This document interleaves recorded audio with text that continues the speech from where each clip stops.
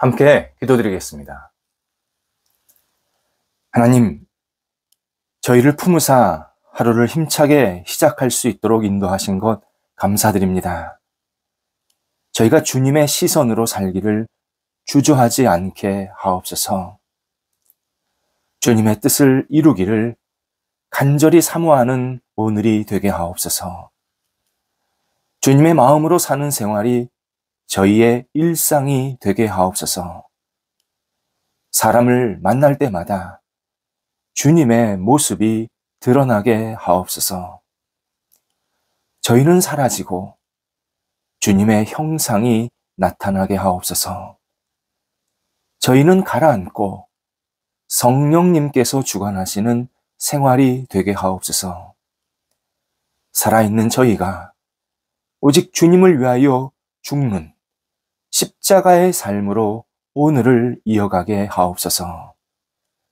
병상에 있는 사랑하는 환우들을 붙잡아 주옵소서.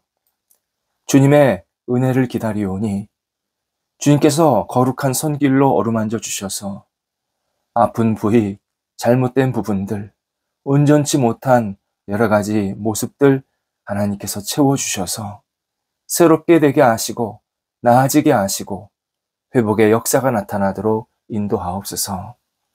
가정에서 가료하고 병원에서 진찰받고 재활련 받는 모든 과정들 하나님의 섬세한 손길을 경험하게 하시고 오늘도 어떤 순간에도 낙심하지 아니하고 하나님만을 바라보고 의지하는 복 있는 삶이 이어지게 하옵소서.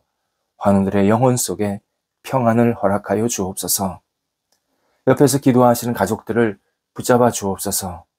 가족들이 예수님 안에서 강건하게 하시고 희망 갖게 하시고 하나님을 향해서 날마다 힘차게 나아갈 수 있는 복된 분들이 되게 하시고 여러 가지 역할들을 감당할 때 어려움이 없도록 순간순간 안정되도록 인도하옵소서.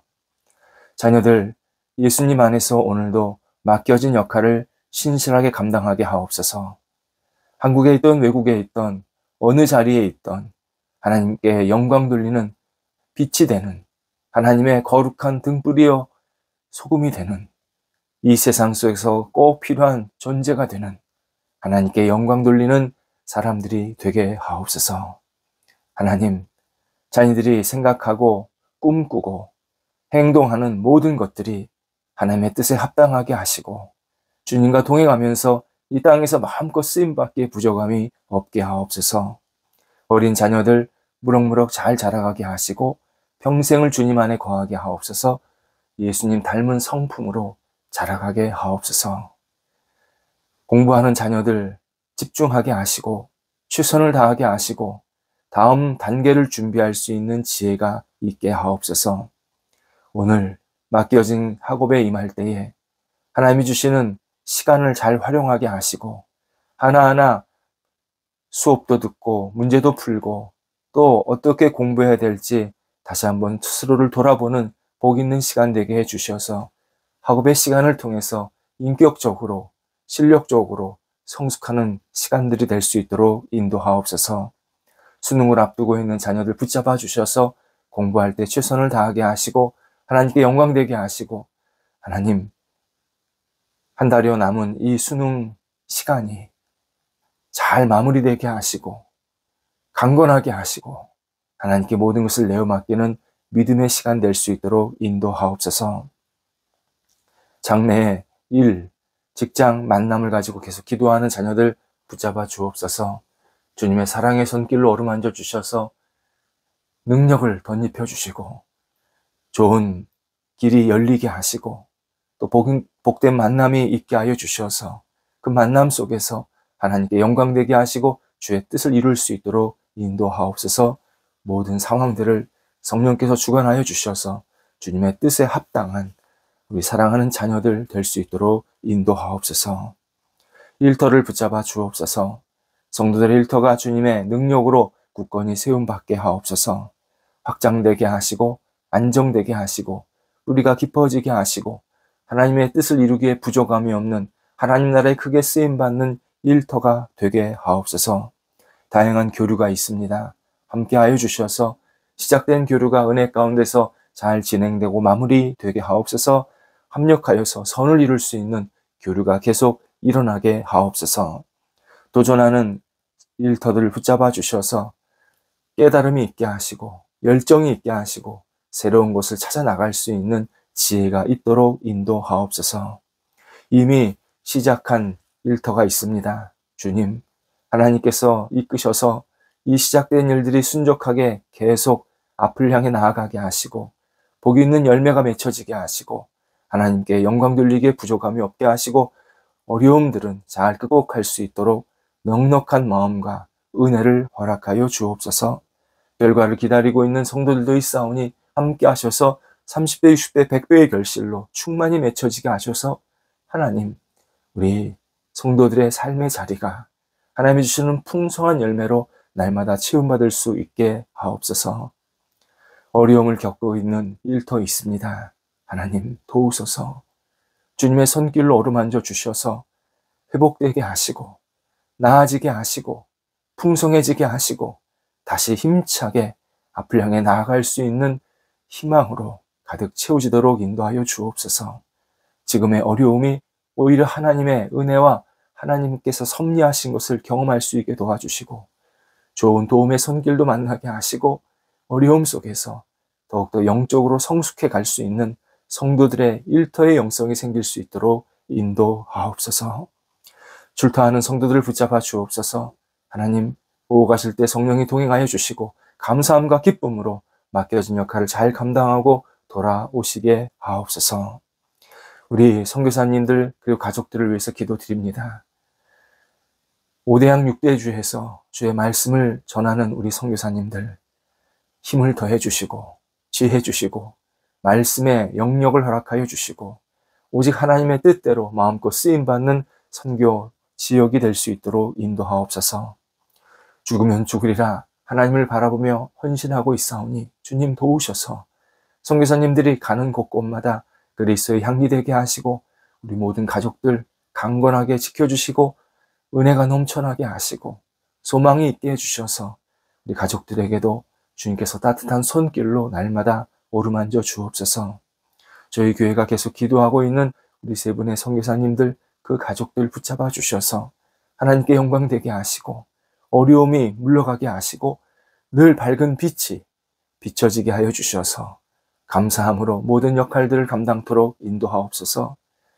우크라이나 전쟁이 멈춰지게 해주셔서 우리 선교사님 그리고 함께 섬기는 교회들이 다시 우뚝우뚝 세워지게 하시고 마음껏 주의 말씀을 전파하고 증거할 수 있는 기회가 새롭게 세워질 수 있도록 은혜를 덧입혀 주옵소서. 오늘도 우리 성도들 영적으로 깨어있게 하소서. 하나님의 뜻을 알게 하시고 하나님의 계획을 마음속에 새기게 하시고 하나님께 영광되는 깨어있는 성도들로 하나님의 기쁨으로 살아갈 수 있도록 인도하옵소서. 예수님의 이름으로 기도드립니다. 아멘. 오늘 우리에게 주시는 하나님의 말씀은 신약성경 마가복음 12장 31절에서 34절까지 말씀입니다. 마가복음 12장 31절에서 34절입니다. 살아계신 하나님의 말씀을 봉독합니다. 둘째는 이것이니 내 이웃을 내 자신과 같이 사랑하라 하신 것이라. 이보다 더 큰 계명이 없느니라. 서기관이 이르되 선생님이여 옳소이다. 하나님은 한 분이시요 그 외에 다른 이가 없다 하신 말씀이 참이니이다. 또 마음을 다하고 지혜를 다하고 힘을 다하여 하나님을 사랑하는 것과 또 이웃을 자기 자신과 같이 사랑하는 것이 전체로 드리는 모든 번제물과 기타 제물보다 나으니이다. 예수께서 그가 지혜 있게 대답함을 보시고 이르시되 내가 하나님의 나라에서 멀지 않도다 하시니 그 후에 감히 묻는 자가 없더라. 아멘. 서기관은 율법 가운데 가장 큰 계명만을 예수님께 물었습니다. 두 번째 계명, 두 번째로 중요한 계명은 묻지 않았습니다. 하지만 예수님은 첫 번째 계명도 말씀하셨고 다시 이어서 두 번째로 중요한 계명을 말씀해 주십니다. 이는 두 번째 계명이 단순히 순서상 두 번째라는 의미가 아닙니다. 첫 번째 계명과 같이 굉장히 중요하다. 첫 번째 계명과 깊은 연관성이 있다. 둘 다 의미가 있고 중요한 계명이고 명령이다 라는 의미로 말씀하시는 겁니다. 구약성경에서 참 범위가 넘지 않습니까? 구약성경이. 그 구약성경에서 가장 큰 계명을 찾는다. 쉽지 않은 일입니다. 또 하나 쉽지 않은 것은 두 번째로 큰 계명은 무엇일까? 그것도 쉽지 않습니다. 근데 예수님 참 뛰어나시고 위대하신 분입니다. 예수님은 첫 번째도 잘 말씀하셨지만 두 번째 중요한 계명을 설명하시면서 레위기 19장 18절을 인용하십니다. 내용은 내 이웃을 사랑하기를 내 자신을 사랑하듯 사랑하라. 그렇게 나오는 그러한 구절입니다. 레위기 19장에는 제가 확인해 보니까 35개의 계명이, 명령이 나옵니다. 처음 시작이 10계명을 간략하게 요약해 주고 있습니다. 그리고 뒤를 이어서 여러 가지 율법이 계속 연결해서 나오는데 그 중간 13절에 가면 내 이웃을 억압하지 말라, 착취하지 말라, 품꾼의 삭을 가만히 가지고 있다가 아침까지 두지 말라, 그 전에 주라, 이렇게 말씀을 하십니다.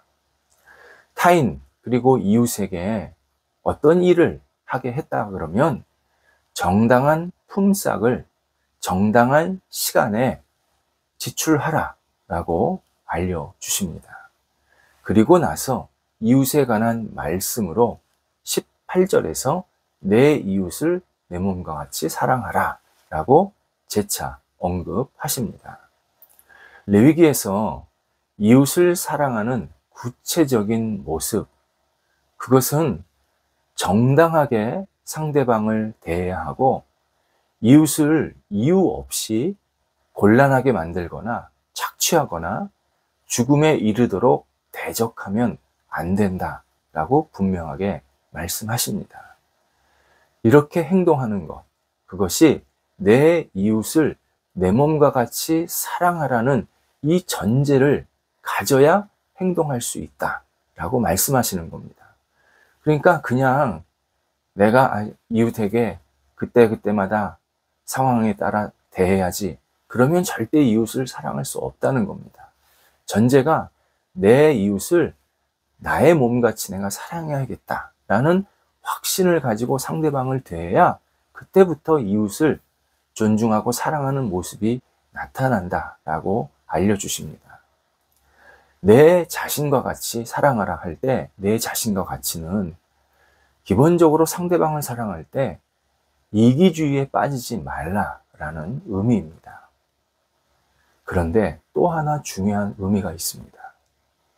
이 말씀에는 지나친 이타주의에도 경도되지 말라라는 명령이 들어 있습니다.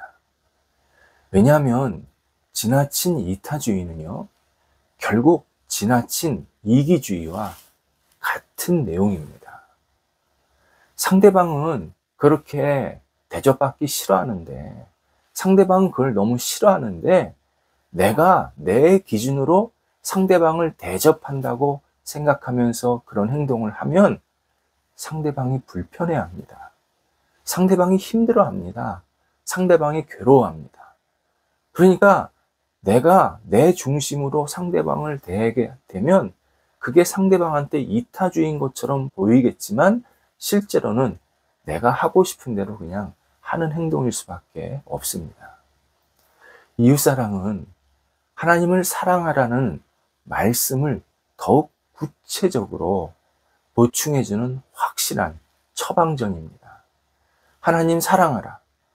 어떤 사람은 그걸 막연하게 생각하는데 그 막연한 게 아니라 이웃을 사랑하면 하나님을 사랑하는 것에 비견될 만큼 그렇게 좋은 훌륭한 일을 하는 것이라고 알려주시는 겁니다.